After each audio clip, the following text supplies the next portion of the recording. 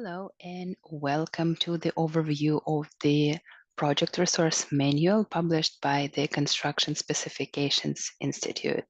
And today we're going to give you a high-level overview of Module 7, and that is construction. So let's go back to the previous phases. So we were done with the schematic design, design development, construction documents that went out for bid. The contractors bidded on the project, they were awarded the project, so now the construction starts. And let's go over a few important aspects of the construction. So let us make sure that we understand that construction is a team activity. It's not a one-man project. There are multiple participants who actually make that project happen. It's not just the owner and the contractor and the architectural and engineering team. It's multiple other parties that are involved in the project. So those are those three that I mentioned. Then there are subcontractors, there are suppliers, manufacturers, consultants, testing labs, financial advisors, attorneys, insurance, bonding companies, and other authority having jurisdictions that come and inspect the project, and they are all participating in the project. So when we understand that there are so many parties involved, of course, there should be an agreement in place and everybody should be working together for the common good to have that project done on time and preferably under the budget. So let's go over a few things here. So of course, there'll be obstacles to working as a team, and there could be some labor issues or delays or poor communication. And actually, that is the main the main dispute at the construction site: poor communication. So communicating effectively is very important. Okay, so in order to do that, the contractor needs to understand the contract documents. They need to understand the contractor requirements. They need to understand the specs. They need to understand the contract drawings. And that all is a whole like full-time job just to do the due diligence and understand before you commence the project. So drawings, they need to be interpreted, they need to be understood, and there are a few types of drawings. First of all, that's the architect that supplies the drawings, then that there could be shop drawings, coordination drawings, and then record drawings or as built or as design drawings that are done at the end of the project at the closeout. Then the specifications, there's like a various types of data and information, and that can be misinterpreted. There are questions, and that is the reason why the RFIs or request for information actually come to the architect. So, and the procedures totally depend on the project delivery method, and there's a lot of description there in the textbook.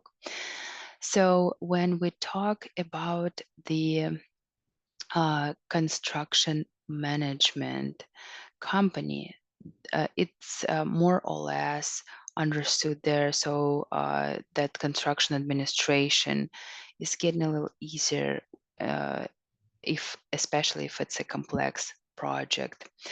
So the project manager is in charge, and then the project manager communicates with the whole team and communicates with the owner and then communicates with the architect and engineering team.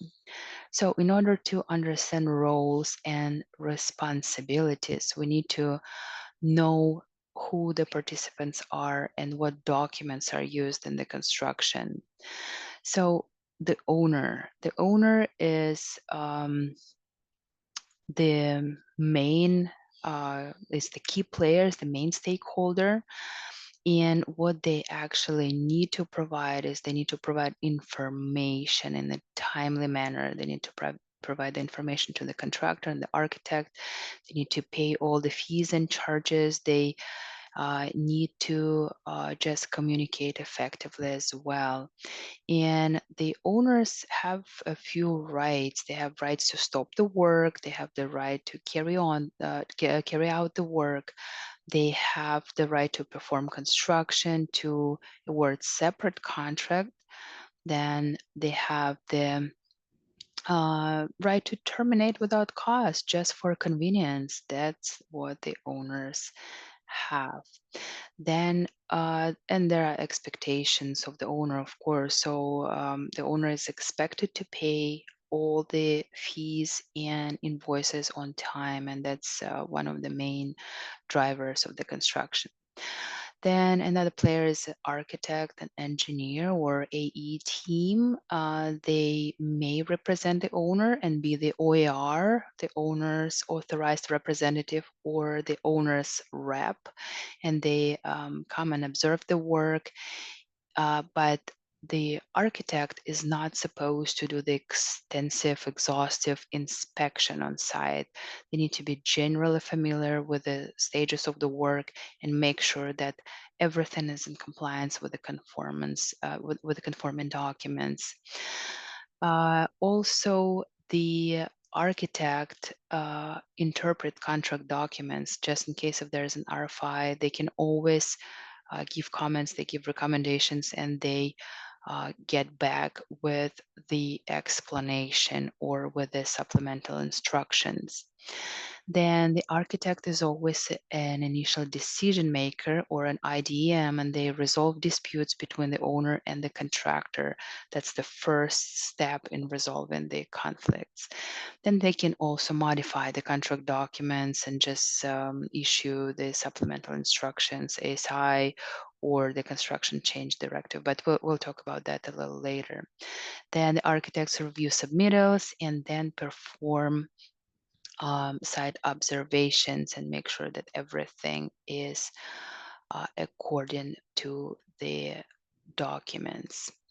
The contractor is another key player. And what the contractors do, they review contract documents and notify if there are any errors or omissions.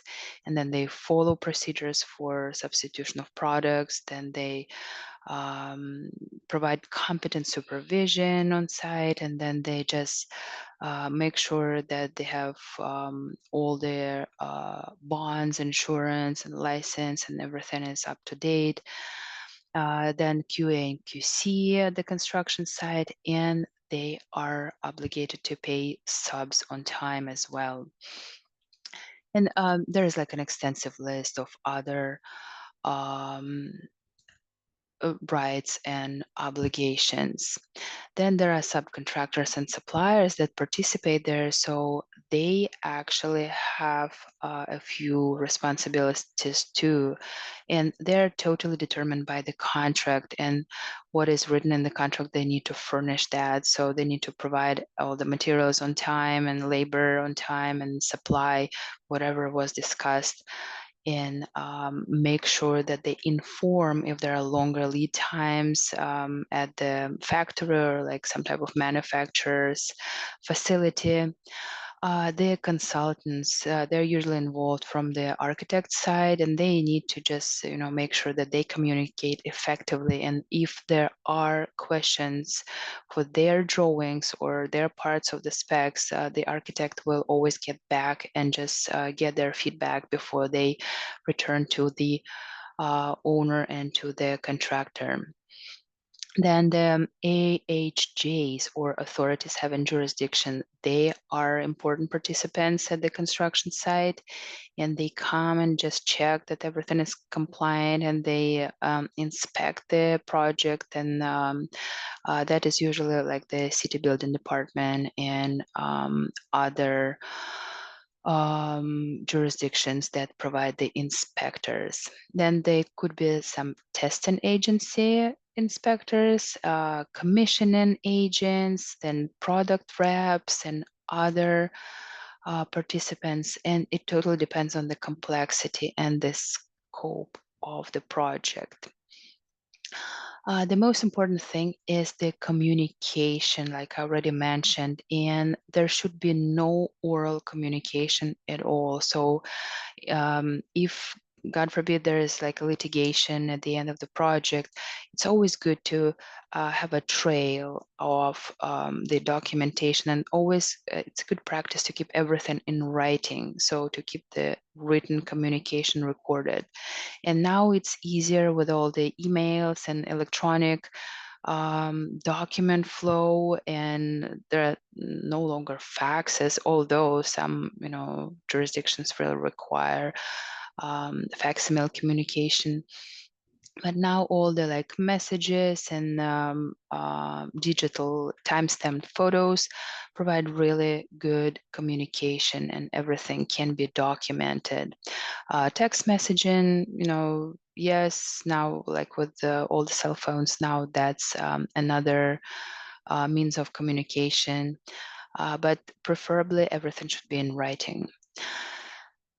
So when we move to the pre-construction activities, what actually happens before the construction begins, there are a few things that happen. One is the buyout, and that actually often does extend past the start of construction, but there is where it starts actually. Then award of subcontracts. Before the construction begins, all the subcontractors need to come to the site, need to get familiar with the site, and the contracts should be signed. So everything is established. They bring all the insurance and bonds, and like everything is documented. Everything is at the general contractor's possession, or the construction manager actually monitors all the documentation and just make sure that everything is there. Then the purchase orders, if there is a material that needs to be purchased in advance, that happens at the pre-construction phase. Then the owner issues the notice to proceed, or NTP, and that is the official date of the construction commencement. Then the interpretation of the contract documents, like if there are any questions at all, then they start to go through that. And if there are any questions or requests for information, then they will be sending that to the architect for the interpretation.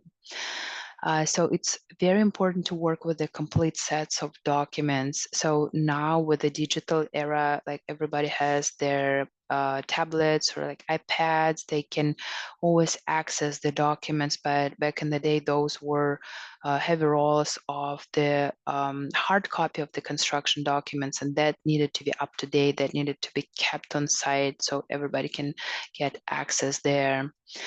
So when we talk about the conditions of the contract, so that needs to be revised as well. If there are any questions that need to be, those questions need to be asked before the construction begins. If there is some misinterpretation, especially in Division 1 in the specs, where all the general requirements are listed. So that is important to just be on the same page, so all the participants understand what the contract documents require from them, and they need to obtain their own copies of all those documents and just keep them in order. And now there's a good tool called Project Site, SIGHT, by Trimble. It allows to keep all the documentation in one place, together with the project schedule and all the documentation with the drawings and specs and everything imaginable. So bonds and insurance, yes, they are required prior to the construction. So when we talk about the subcontractors, usually they have a pre-mobilization meeting. So first of all, they sign the contract. They have like a purchasing meeting. They sign the contract. Then there's a pre-mob where they come. They just go through all the requirements, and if there are any like green building certification requirements, they go through that, and then they go through general like safety requirements and all other requirements and the schedule and the site.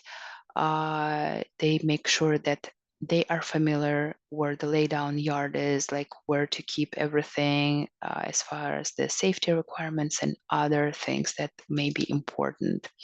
And the like overall schedule that they are familiar, that they're aware of the all the steps. Then what happens after that? Uh, then all the permits and regulatory issues, they need to be taken care of. So if there is a problem with obtaining and maintaining the permit, then that should be fixed before anything else. Like, and then another code review process, because sometimes between the bidding and negotiating and the commencement of the construction, there could be some time and the codes can change. So the HJ can obtain, it can adopt a new version of the building code, and that needs to be reviewed as well. Then the pre-construction meetings happen, and then all the site conditions are verified, then the existing conditions are documented, and that is done with the like 360 photos or just general coordination. And also, if there is a complex project and if there is a BIM model that needs to be coordinated, that happens before the construction begins. So all the disciplines, they have meetings, and depending on the level of detail, that may take from a few days to like a few weeks just to review the model. So it's easier when the construction begins. And if there are any um, just conditions that need to take that they need to take care of, that usually happens before the construction. Also, site security, that needs to be discussed as well. So if the subcontractors bring the connex to the site, they need to make sure that everything is secure, that there is a gate there, that the laydown yard is not too far from the construction site, so they don't take forever to get the workers to the site. Then if there are any temporary facilities and utilities, that needs to be discussed and that needs to be taken care of. Then if there are any environmental protection requirements, so that needs to be discussed as well. Utility locations, that is important as well, and like call before you dig, that should be the main principle, so that should be always coordinated.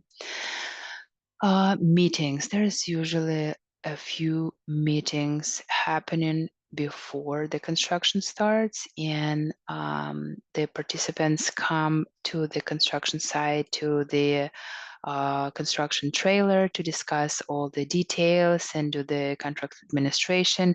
And it's usually good practice to keep the meeting minutes just to avoid any disputes in the future, like after the construction is done or after as the construction progresses.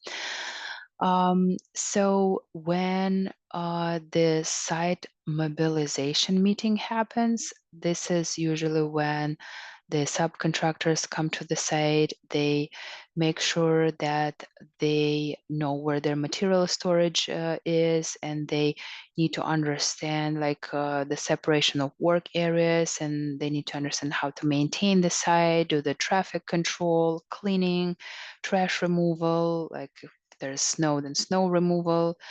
Then hours of work that needs to be taken care of. There's any like, requirement for the noise control or like protection of existing materials, then Also, if there's any phasing or sequencing, so that needs to be discussed and coordinated with all the trades.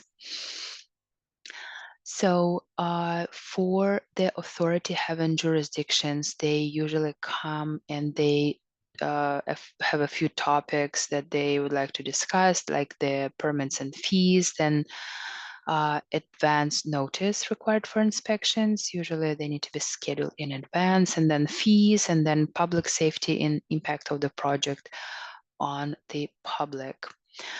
Progress meetings, they happen throughout the whole project, and they're totally different depending on the project and the scale and the complexity.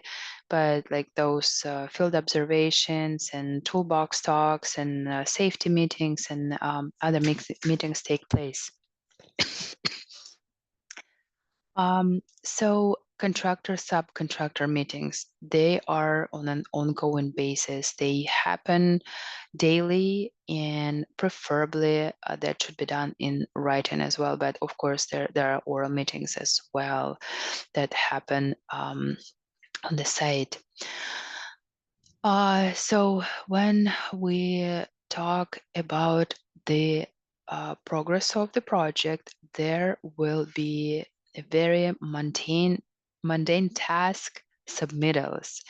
And that is something nobody can avoid because that is important for every project. So the subcontractors submit their submittals to the contractor, and they submit it to the architect for review.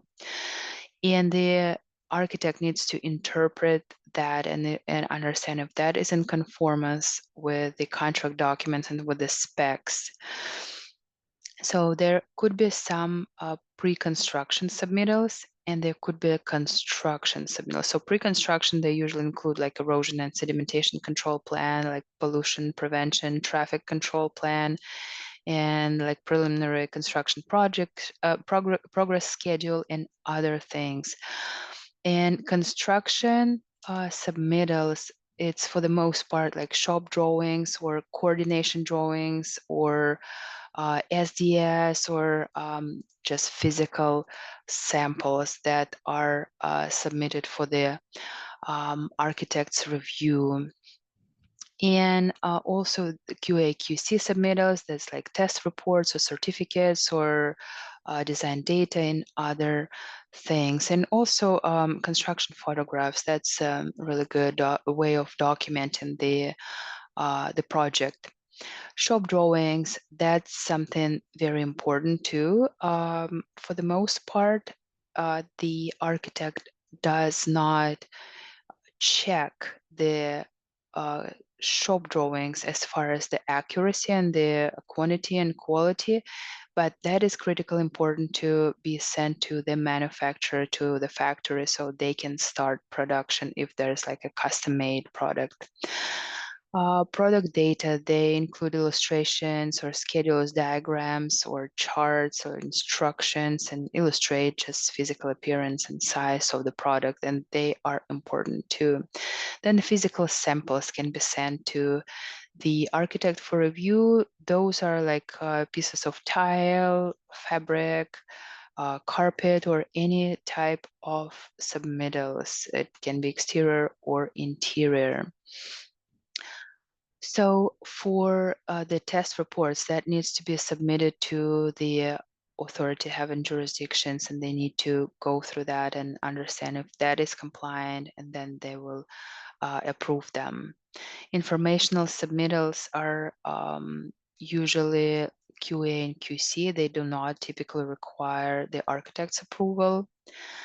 And then there is a closeout type of submittals that is at the end of the project, and there are different things included there too. So the architect needs to be very prompt in reviewing that, and there should be a protocol, like how many days they take to get back to the contractor, because that can be critically important if there's like a longer lead time for some of the products. So if the submittals are incomplete, then the contractor returns it back to the subcontractor. For example, if there's like a lead project and there is like a missing like EPD, the environmental product declaration, or HPD, the health product declaration, or like any type of supporting documentation, that they can return it back, return the whole package back to the subcontractor, so that will submit the whole complete package. Um, Usually there is like a submittal stamp. It's available in Bluebeam, and now it's kind of like the industry standard, where the reviewers usually put their name and the date, and then just name of the company, name of the project, and the initials of the reviewer, and also like the status of review, if it's like approved or R&R, revise and resubmit, or other. And the date, of course, that is important for the submittal review.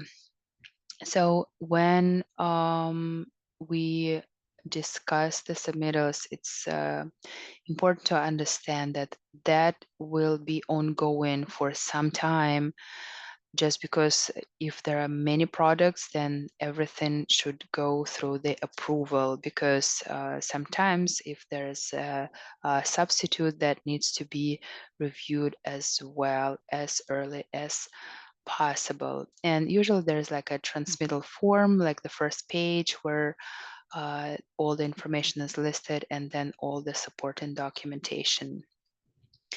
So when we talk about the site visits, observation, and inspection, that is critically important too. So the progress visits, site visits are important, but you need to understand that the architect is not supposed to do the exhaustive inspection of the site. They need to get generally familiar with the stage of the project and understand if they are uh, in accordance with the contract documents. And timely communication between the architect and contractor allows the very smooth interaction between the design and construction participants, and that is something that we always need to keep in mind. So when the contractor is under the contract, they communicate with the owner as well, and the owner has the right to come and inspect each portion of the work, and they have the right to be there at any time, just because it's the owner's project. But of course, they need to coordinate with the contractor, not just uh, prevent some construction activities. So if there are any special inspections which may be required for like concrete and foundations and the structural framing and fireproofing, or like um, any type of earthwork, that needs to be coordinated with the government and the authority having jurisdictions. So the limitations of responsibility. So when the architect comes to the site, they are not in charge of the project site safety or construction means and methods, or like I mentioned, continuous inspection, or any type of contractor's failure to perform. And they also are not authorized to stop the work of the contractor. That's only the owner's right to do that. Um, if there needs to be extensive site representation, the owner may appoint their authorized representative that will come to the site on their behalf and just make sure that they maintain the records and keep the logbook and review everything, and just make sure that the project goes smoothly. The contractor needs to be present on site at all times. If there are subcontractors, there always needs to be a superintendent and field engineer and other participants, and they need to just make sure that the portions of work that are already completed are inspected and ensure that they're ready for subsequent work, and obtain necessary governmental inspections and prepare the initial punch list for substantial completion. But we'll talk about that a little later. So authority having jurisdiction, those are inspectors that come from the city and they inspect, they make sure that everything conforms to the contract documents, and they actually may be entitled to just um, just correct ask to the work to be corrected if they find something that is not compliant. So as we know, there is no privity or no contractual obligations between the contractor and the architect. But when we talk about the disputes, and we'll talk about that a little later as well, the architect is the initial decision maker. So the project site safety, that is critically important to keep it safe, but nobody but the contractor is responsible for that. They need to have procedures to keep the construction site safe. If there is any defective and non-conforming work, the owner has the right to accept that. And the owner, if there is no time, for example, and the contractor did not do things right or according to the construction documents, but the owner likes it, the owner accepts it, then it's okay to proceed with that. And that's the owner's decision on defective work. But if there is non-conforming work and the owner does not like it, they have the right to stop the work and just until it gets corrected. So let's talk about deliverance, storage, and protection of products. So that all needs to be secured and safe, and the subcontractors need to have access to the laydown yard, and that needs to be secured at all times and protected from theft and other things. And also, if there is any type of green building certification, there are very specific requirements for the storage, like you need to protect the ducts with the like blue plastic so no particles go into the duct, and everything is everything protects the indoor environmental quality. Um, so the record keeping, it's always good to do the time-stamped photos just to make sure that you recorded everything and you can see the weather, and that the picture shows actually the exact time and date. And in the field observation reports, that can also be included, and you just include the day of the week and weather, and temperature can be recorded as well, and site conditions, and like all the remarks need to happen there as well. And if there is an erosion and sedimentation control and plan, also the inspection reports need to happen weekly or after a major rain event if it's like half inch or more. So the documentation, um, if there is any additional documentation required other than just the field observation report, that needs to be kept in order, and all the like photographs and videos, they need to have like a log, and it's always good to keep that handy if anybody requires that. So when we talk about the use of photographs and videos, some owners have very specific requirements that like they don't want any information to leak before the project is done, and they do not allow the workers to take their like selfies at the site and publish their TikTok videos or something like that. So that is important to understand, and that always need to be communicated by the owner. So when we talk about the other documents, there are different ways of filing and archiving the documents. So always good to have a system in place so those documents can be easily retrieved.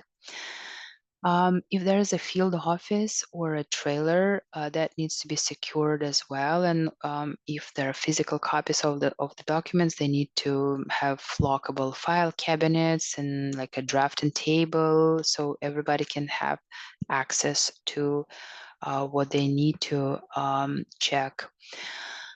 So yes, that's as far as keeping documents on site. But now everything is in the cloud. Now everything is online, so that data needs to be protected as well.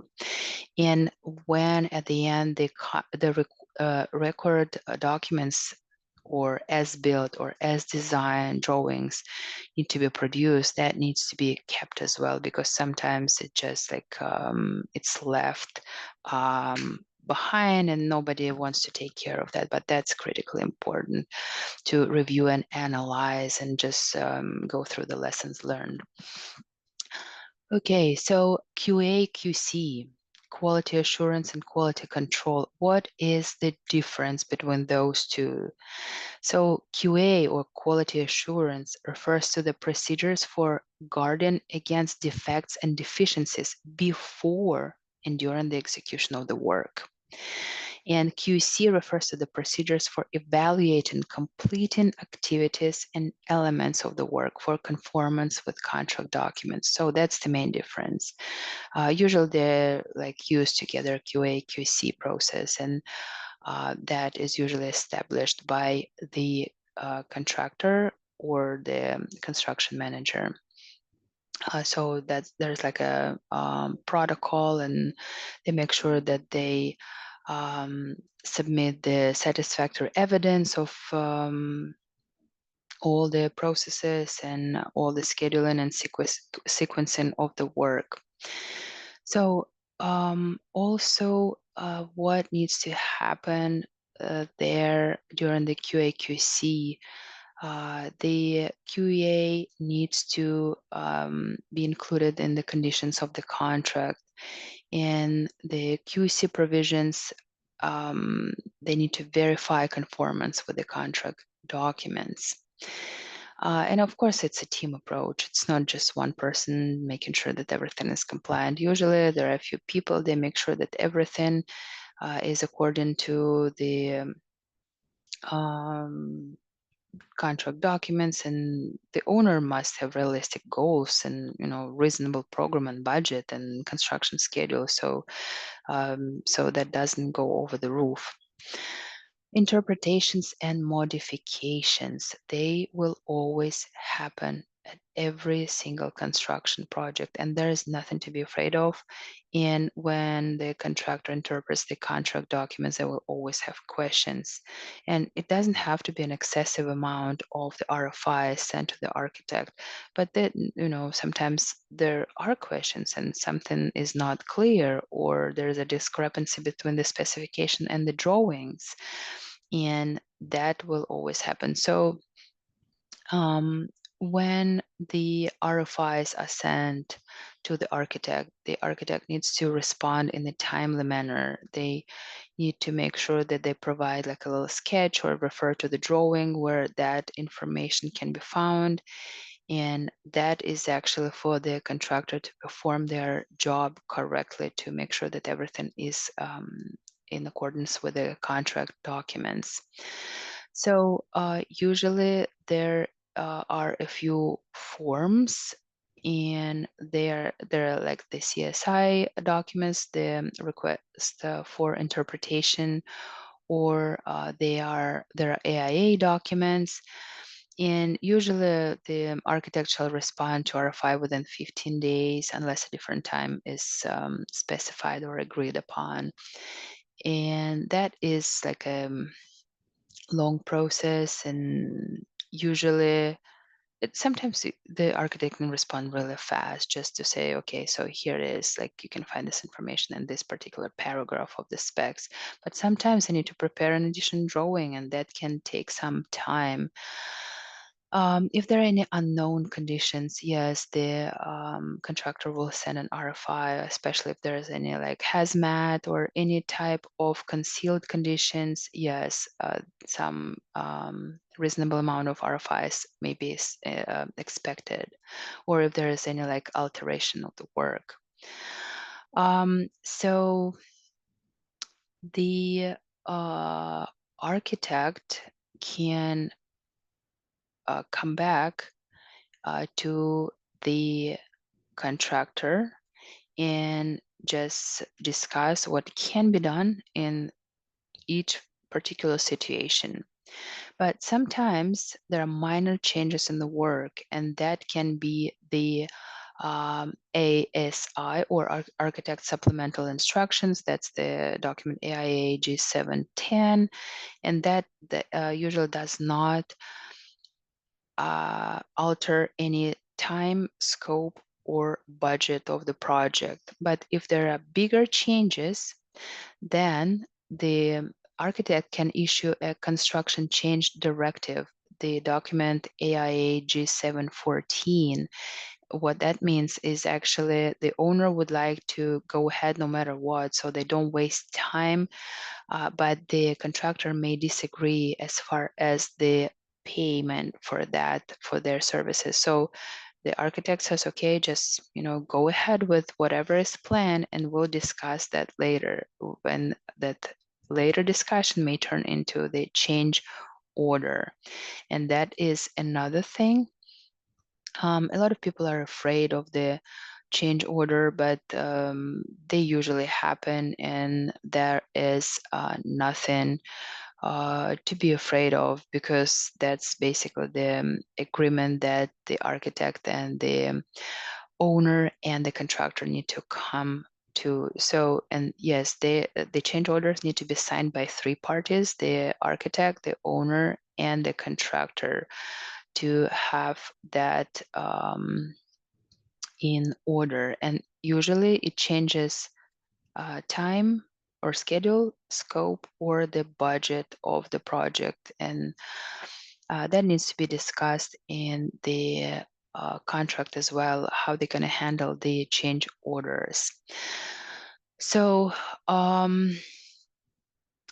and usually, um, if there are any modifications to the contract documents, there will be additional set of documents issued at the end of the project.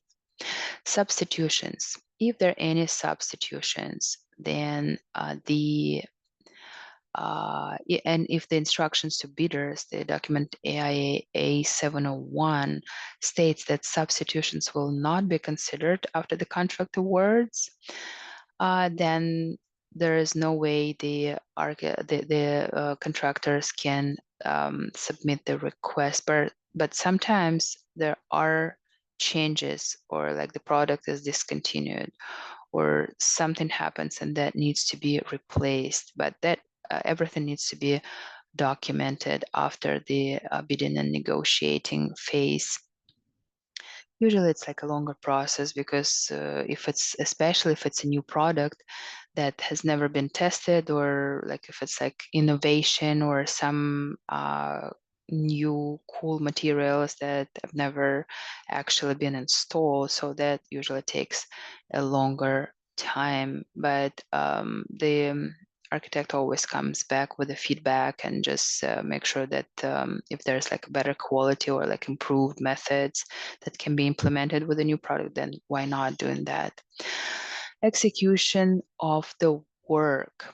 Site and workplace safety is the number one priority for every construction project. For example, such a construction management company as Hensel Phelps, they have the procedure named SAFE, which stands for Safety and Accountability for Everyone, and they have a very thorough safety requirements, like how they document, how they wear the PPE, like all the safety and health procedures, and like everything is in order. The meetings need to take place, especially the toolbox talks and the trainings. Prior to accessing the site, all the subcontractors need to go through the training and they need to understand what is actually required. And the contractor always keeps the records, like as far as what claims have been made, or if there are any accidents on the site, any safety issues, or any staffing reports, and that is always documented in the daily reports and in the photographs and videos and the logs. So that's usually a good practice to keep everything together and make sure that if there is any need to retrieve those documents, they can always do that. So when we talk about the record documents, that is usually drawings, record project manual, record submittals, and startup logs. So those are the documents that are kept after the construction is done, so everybody can go back and see if there are any changes when you compare that to the contract documents that were issued in the very beginning. So the supervision of construction is another important thing, and the supervisors and the project superintendents shall always be there. They need to supervise of the work. They need to comply with the contract documents, make sure that QA and QC procedures take place and everything is coordinated. The construction activities are coordinated and the sequencing is there, because sometimes if it's a complex project, then there could be just misunderstanding between the trades, like who starts what, like at what time of the day, like, and if there are a few shifts, like how that is going to be scheduled, and that needs to be discussed too and coordinated. And like if there's like a smaller laydown yard, like that needs to be coordinated too, like who stores the supplies there, and like usually it's like a week supply, like you don't have to bring everything at once. The construction progress schedule needs to be always communicated. If there are any changes, if there are any delays, if there are any longer lead times, or any like problems with the delivery or storage or handling, so that all needs to be communicated between every participant of the project. Or if there are any like manufacturers recommendations, if they have like a newer product or newer method, like, or the application or something like that, so that all needs to be communicated. So if there are any delays because of the weather, that needs to be documented too, and examined and verified, and the site needs to be prepared as well. If there are like, if for example, if there is like a hurricane coming, everything needs to be secured, so there are no like flying objects there and loose things on the site. Then when the like structural steel starts to get erected, or like any type of erection work, that always needs very thorough pre-planning. Like if there's a crane on the side, then they need to make sure that the crane road is there, that everything is protected. There are no like high voltage lines just right above the crane. So everything needs to be coordinated with different parties before installing and before actually applying and doing all those things. Cleaning and waste management, that is an important part as well. Usually it's coordinated with the owner. They provide, or the city provides, the dumpster that they bring to either landfill, or if there's any type of recycling program, of course, that's the preferred method.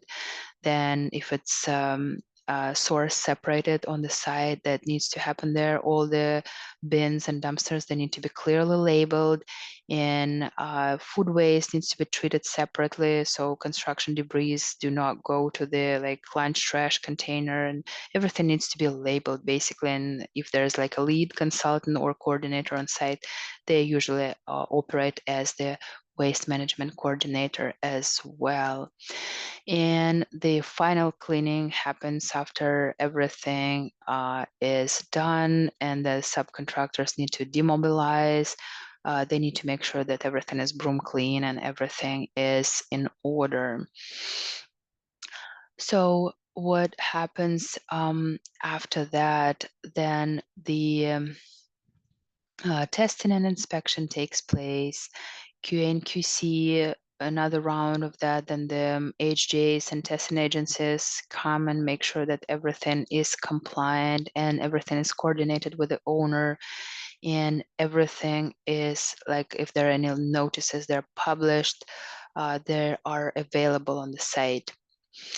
Claims and disputes. That is a very interesting part and unavoidable part of the work. So there will always be claims and disputes, and the architect is acting as the initial decision maker. And the sources of the claims can be different. There are usually three sources that may occur during the project. So one is when the contractors file something against the owner, or the owner files something against the contractor or the architect. Or there could be this, the third source is just the claim initiated by someone other than the party to the construction contract. So there could be the neighbors or some other parties that are not contractually obligated to be there at the project, but something happened and they just file a claim. So usually the architect tries to actually solve the dispute with just communication. And before the project goes and gets legally binded, they try to make sure that everybody has fair negotiations and everybody is happy with the decision. If that failed, then the project goes to the mediation, then the arbitration, and then the litigation. Those are very long, expensive processes that everybody tries to avoid. And usually it's a good practice just to avoid those claims and to avoid any type of um,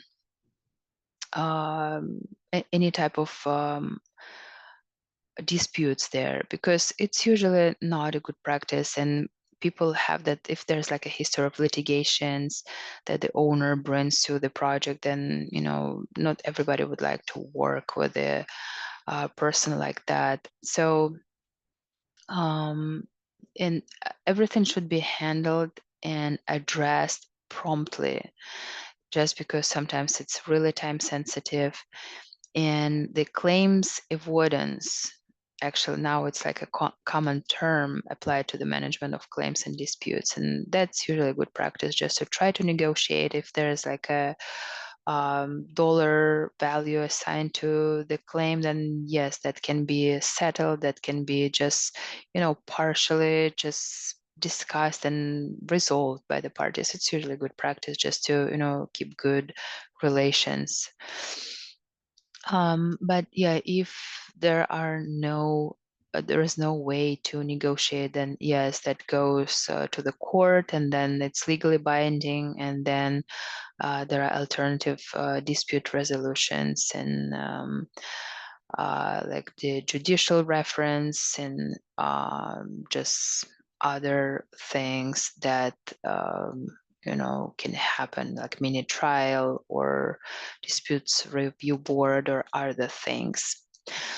When we talk about the measurement and payment, what actually happens there? So usually, contractors tell their subcontractors that they will pay when paid. So when the owner pays them, then they will pay their subs. And Yes, it's understood, but sometimes that can lead to the mechanics liens. We'll talk about that later.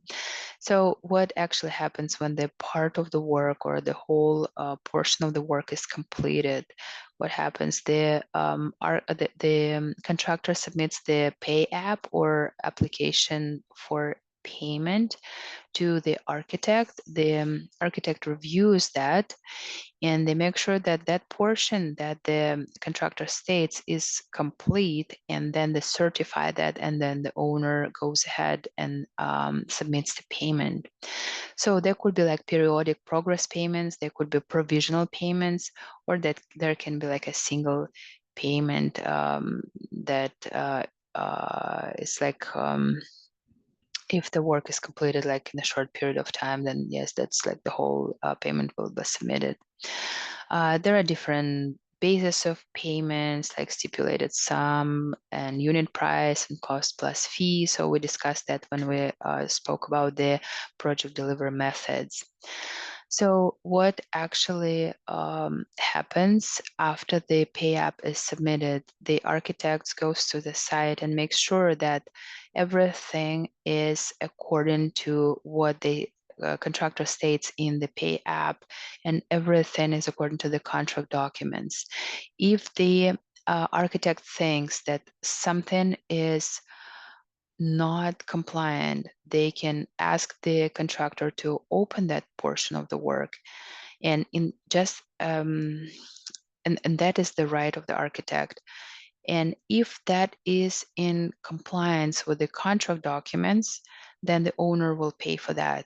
But if indeed there is something wrong when they opened the wall and they just found that things were not installed properly, then the contractor is in charge of paying for all those repairs and additional man hours to perform that part of work. So in the pay app, usually there is a schedule of values or SOV and the percentage of the work that has been performed. So that is included there. So usually like the pay app is the document G702 and G703 if there is any additional documentation.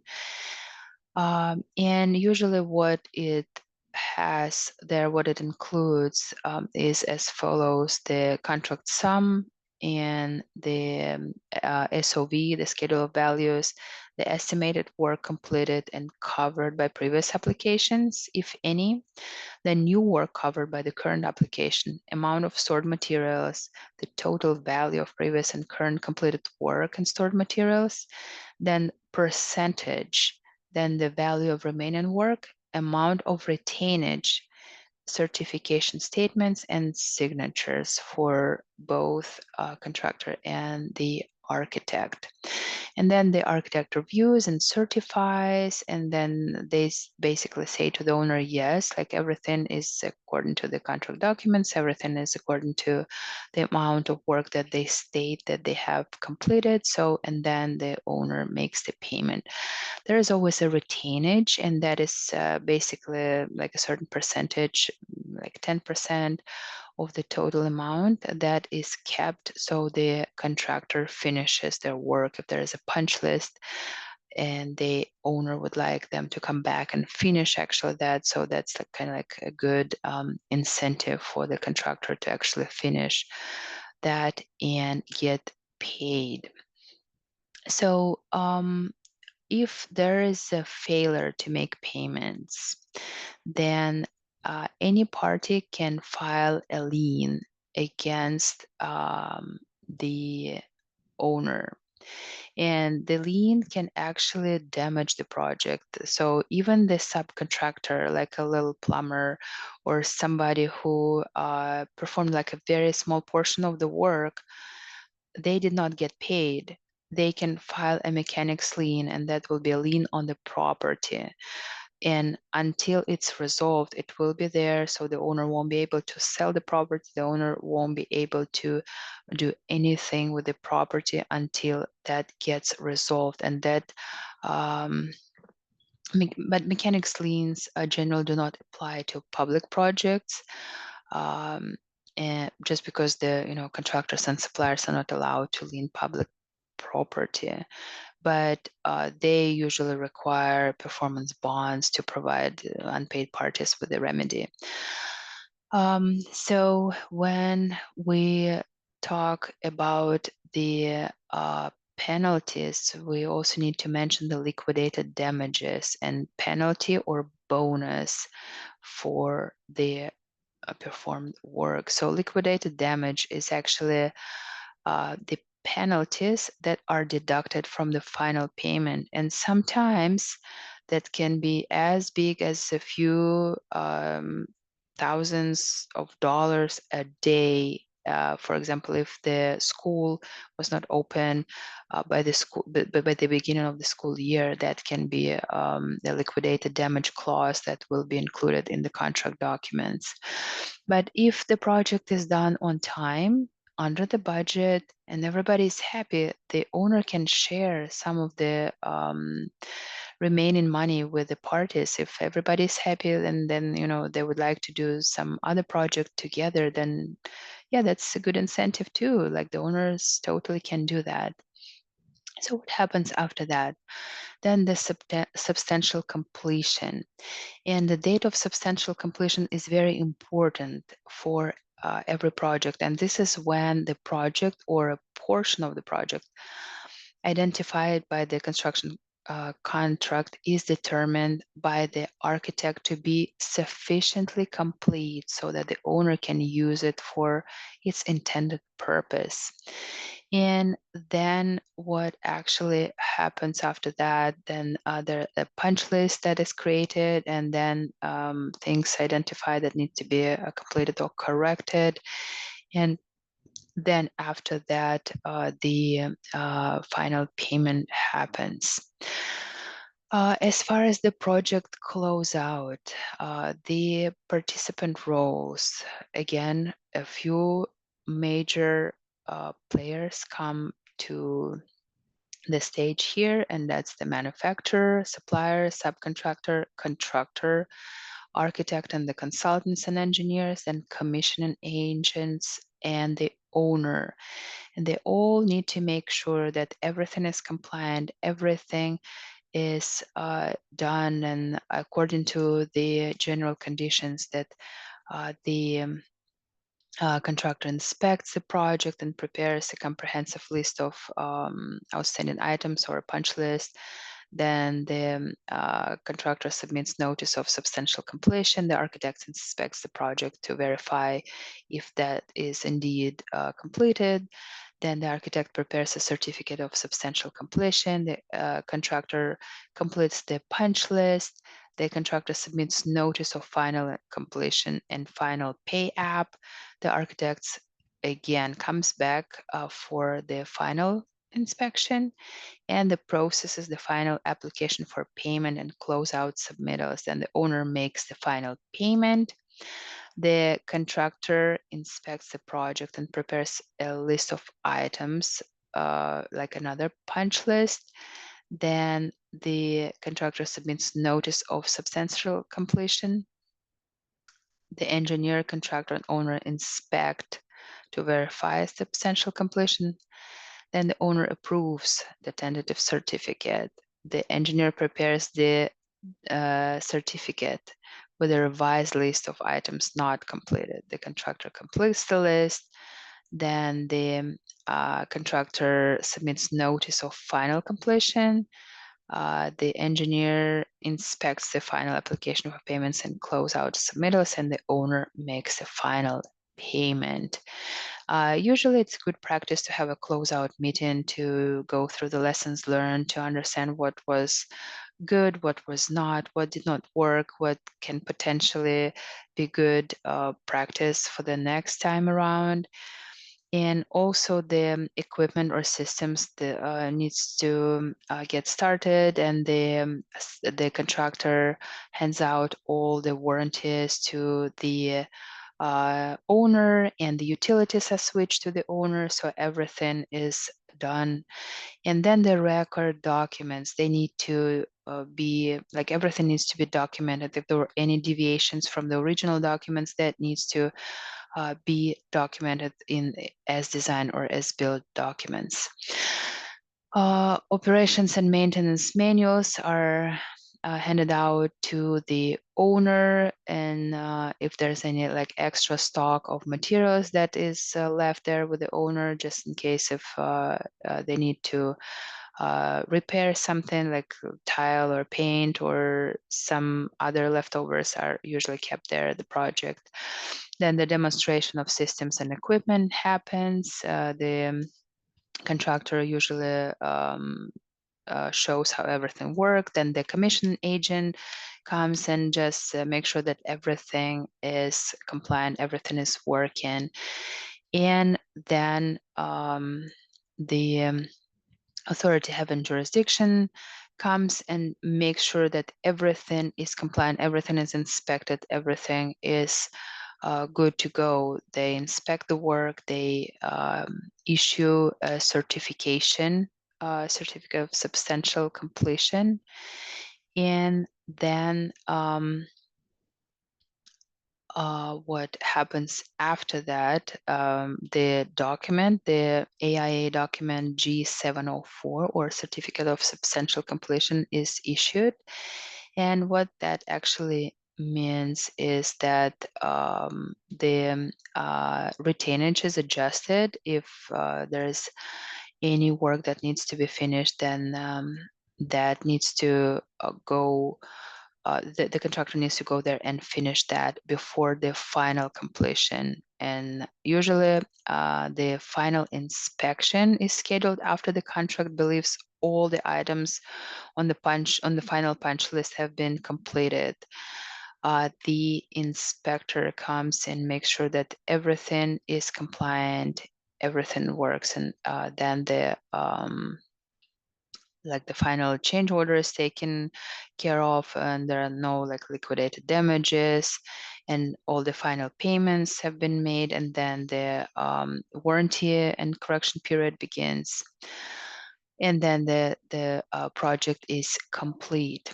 Then there are a few post-construction services that can be provided by the architect, and usually it's like within a certain period of time after the project is done, the architect comes back and checks with the end users, with the owner, like everything works properly, like how they experience the design, like if everything is good, and they do the post-occupancy evaluation and provide the project feedback. It's usually good to keep the relations with the owner and just to promote future services. So when we talk about the construction contract administration, that is something that is provided by the architect. Usually there is a CA person, the construction administration, that makes sure that all the documentation that the architect receives is archived, and everything is properly documented and implemented, and everything is good, and they keep the records, and then they archive the project. They publish the project when it's complete. The owner gives the right to the photographs and any other type of marketing collateral and documents, and then the project is complete. And that actually concludes the module 7.